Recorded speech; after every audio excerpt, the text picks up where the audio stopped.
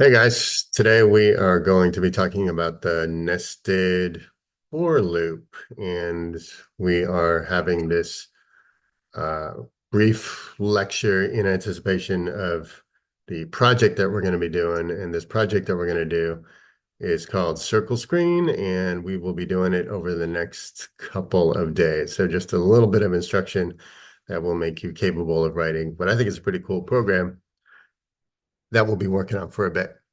So let me start sharing my screen. And let's see, we'll go here, screen two. And we're going to do a code along lecture. So what you'll want to do is to make a new project, and we're going to be using a different kind of project called a Brython graphics project. Now, if you did the graphics-based program in your last homework, if you did Caterpillar, if you did Worm, then what you were actually using was a Brython-based graphics project. So some of this will actually already be familiar, but let's go ahead and make that project. You probably want to be in your repetition folder, which hopefully you've created. If you haven't, you could make a new folder called repetition and try to get all of the for loop related stuff in there, but I'm already in there. And so I'm just going to go up here, and why don't we call this new project, call it Brython lecture. And then you go create program, and you want to go down in the Python column, go down to Python 3 graphics. There it is. Brython is in parentheses, and do create program. And then boom, there you go. You've got this new project. Now, we've already done one version of graphics, which is the turtle graphics. And there's probably two big differences that you should be aware of in a turtle versus the Brython. Number one, in the turtle graphics, it's a little bit tedious because you need to like move that turtle anywhere you want to draw something. So you just got to like navigate over to a place if you want to add a new element there. And Brython is easier that way because you can just say like, hey, I want to draw a circle and I want you to draw it. And then you name the coordinates you want to draw it, and it will draw it there. So there's less maneuvering about of the screen. You don't need to worry about where your turtle is at any moment.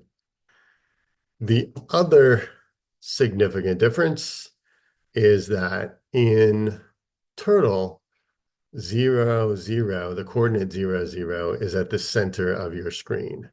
And in Brython graphics, it is instead at the upper left-hand corner of your screen. This point right here is 0, 0. And so if your X value goes up, it means you're moving to the right. And if your Y value goes up, it means you are moving downward, right? So you can have negative values, but it just means they will be at least partially off of the screen. So that's different, but in a lot of ways makes things, I think, easier in the long run. You can evaluate that for yourself. So let's just start. Let's just remind ourselves of that with a helpful comment here.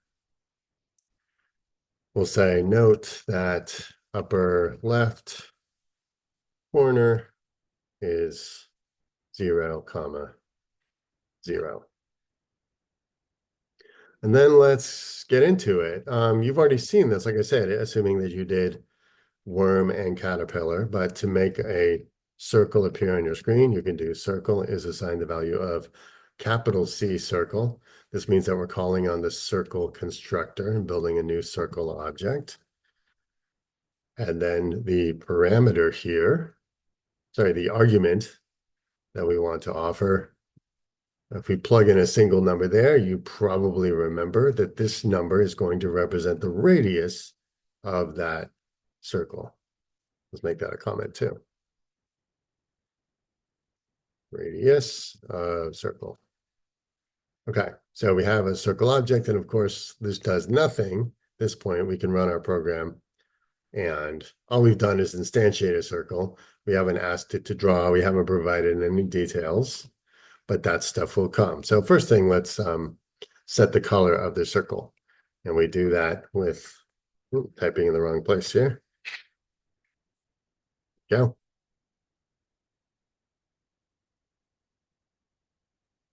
We want to set the color of the circle. So we do circle dot set underscore color, and that whole array of strings that we have been able to pass in the past to set a color.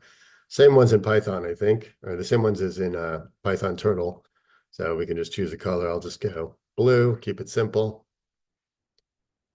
And we also need to set a location where that circle exists. So I do circle dot set underscore position. And what will be most informative is let's just put it at 0, 0. And let's see what that looks like. And even now, when we run it, there's still nothing, even though we've given it a radius, we've given it a color, we've given it a position. The one thing that you might remember you still need to do is to say add circle. So we call in the add function. This is how it works in Brython. You create the object that you want to draw, you detail the information as needed, and then you have to add it to your screen to actually have it show up. So you do run, and there it is. Talk about that in a moment. I realized I skipped over one thing. You will need the ability to change your screen size in the project that we are doing. And it's very easy to do. There's just a function called set size. And not surprisingly, the first parameter represents the width of the screen, and the second parameter represents the height. So I'm just plugging in numbers here, but if you watch this window in which we are doing our drawing, you'll see its size change when we run it. Okay, good. So that's the thing you will need to do. And you'll also notice I'm using a lot of magic numbers, right? This is a practice that is not recommended. You know that I am ferociously against having numbers appear in your code without any sort of explanation or context. And so remember, as you're writing your code, these sorts of values would likely be replaced with constants. So just for demo purposes, I'm just plugging in the numbers so you can see what's happening. But don't forget that in general, most numbers should go away. All right, so we learned something useful by putting this circle at 0, 0. And you'll remember that the circle has 100 as its radius. And if you know something about how big a pixel is, you realize that like this looks like about 100 pixels. And in fact, it is 100 pixels, and this is 100 pixels, which what that really tells us is that when you draw something at a particular position, like 0, 0, it means that it draws that shape, it draws its center at that position. So we told it to set the position for 0, 0, and by saying that, we're saying put the center of that shape on that point. So obviously we want to have it be entirely on the screen, right? So think for a moment about how we could do that, right? What value would we need to change in order to get this circle so that it rests right on the edges here? And its left edge is touching the left edge of the screen, and its top edge is touching the top edge of the screen, right? Hopefully you can visualize I'm drawing the circle right now with my mouse. Take a moment and think about how you would adjust these values, the setting of the position, so that that takes place. I'll give you just a moment.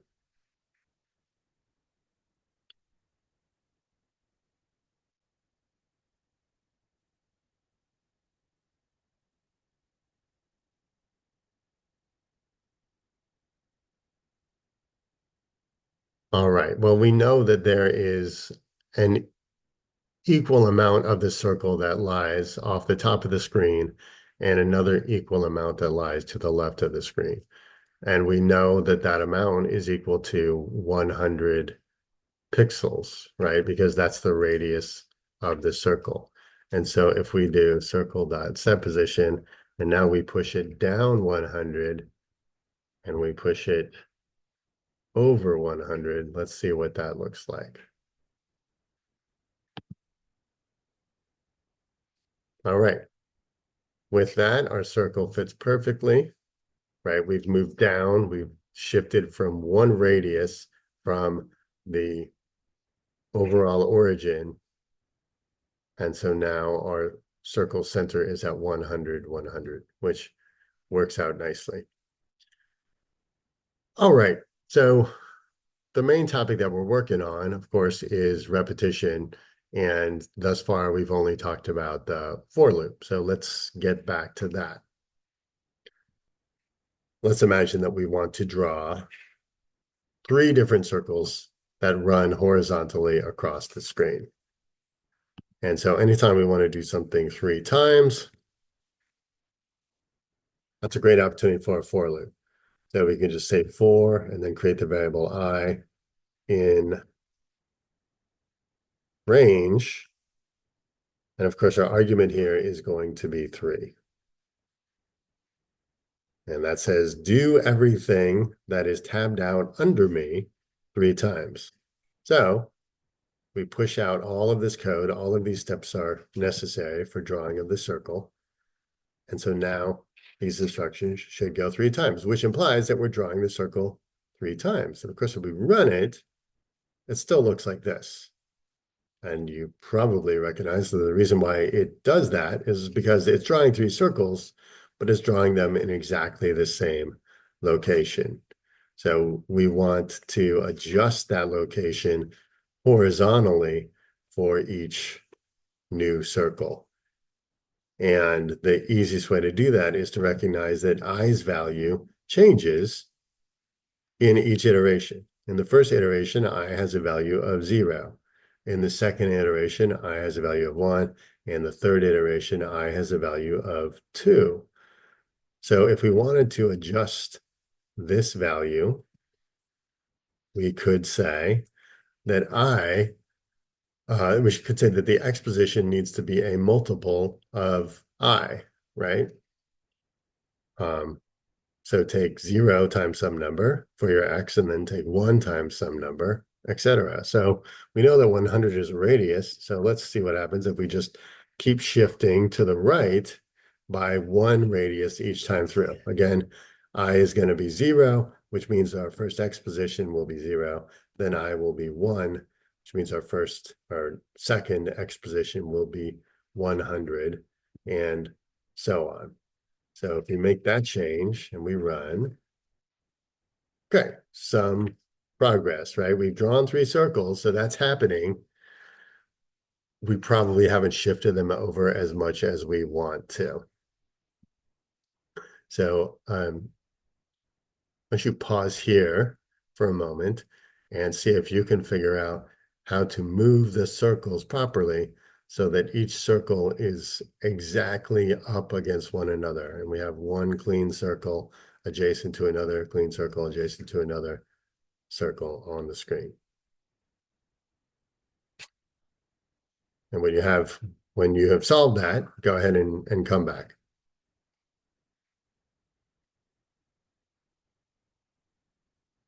So the way we solve that, right now, the center of each circle is 100 apart, but since 100 represents the radius of a circle, we need a full radius of one circle and a full radius of another circle so that these circles are not overlapping. And so the answer is, don't space them by a radius, space them by 2 radii. And so if we just double that distance, that should place the circles in the proper horizontal position. So run it, and there we are. They are beautifully spaced out. And you'll notice we still have maybe an issue here in that only half of the circle is showing, since I's value is 0, which means our starting x position is 0. but I'm going to leave that to you. That's a challenge that you will also face in your programming challenge, and I'm going to let you work that one out. Okay, so I have at this moment given you all of the tools that you will need in order to take on the assignment. But as long as we are in this new world of Brython, I thought I would introduce a couple of other fun things that you can do uh, using Brython. You can draw circles. You can also draw other shapes like rectangle. So let's make a variable called rectangle, right? And to be clear, you could call this anything, but rectangle is the most straightforward name, so we go with that. We'll say rectangle is assigned the value of rectangle, and here it makes sense that we have not one argument, we have two arguments, and those arguments are going to represent the width and the height of the shape. So let's go 40, that's plenty good, and 120. And that's our new rectangle. And again, nothing new shows up on the screen. It's just we have instantiated, but we have not said that it should appear on the screen yet. Let's set its position. We do rectangle dot set. Let's set the color first, I guess. Let's keep things in the same order. So let's make its color green. We do rectangle dot set position. And we'll go 50, 200. And finally, we need to add it to the screen. So we do add rectangle. And when we run it, there we are. There's the rectangle that we have added. It is at position 50, so 50 units across and 200 units down is our rectangle. We can also add text. So we will do text is assigned the value of capital T text. And we could say, hello, bells. And we can do text dot set color, because you can assign a color to the text. Yeah, it's set underscore color. So let's do color. Sorry, we just need a string, so we can do red. Text dot set position. So it's kind of always the same process, right? You instantiate the thing you want to add to the screen, you set its color, you set its position, and we will do set position.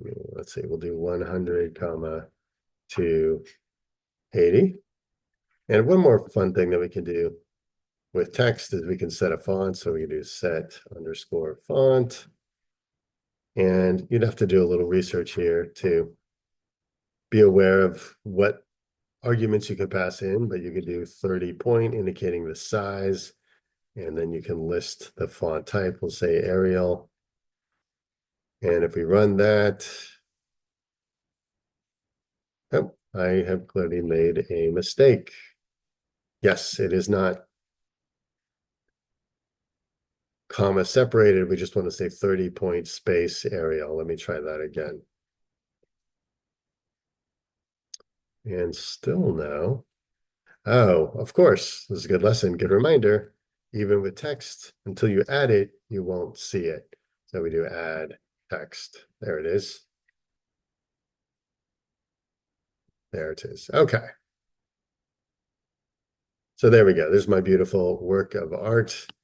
And this has been an introduction to how to use Brython for some basic graphics work, which you are now ready to move on to for some independent programming. And when I say independent, I mean, of course, you will submit this independently, but you are welcome and encouraged to check in with your neighbors anytime you get stuck. So please don't sit, especially with me not in the room, please don't sit and stew.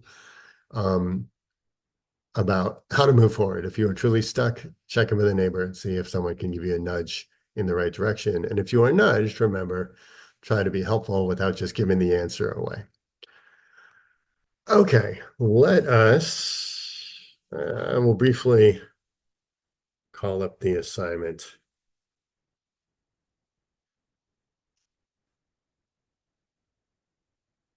It is called Circle Screen. You'll make a new project inside of CodeHS. Again, it will be a Brython-based project. And the objective is to make a pattern like this. You have a set of rows of circles and columns of circles, and every circle's color alternates between two different colors. And I could walk you through every single instruction, but I am going to say that as with the class in general, success in this project is 90% about following directions. I have tried to lay things out in a very logical order that takes you through the project in these steps. And so if you follow these directions, I think you will find this relatively straightforward.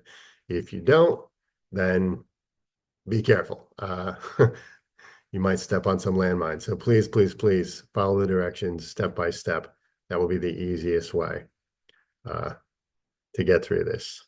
Okay, apologies, I am not there today, but I think you should be able to make good progress on this. And again, it is not due before next class. We'll have at least some of the next class devoted to this project. So you have more time and you'll have the chance to ask me questions, and also community time on Tuesday.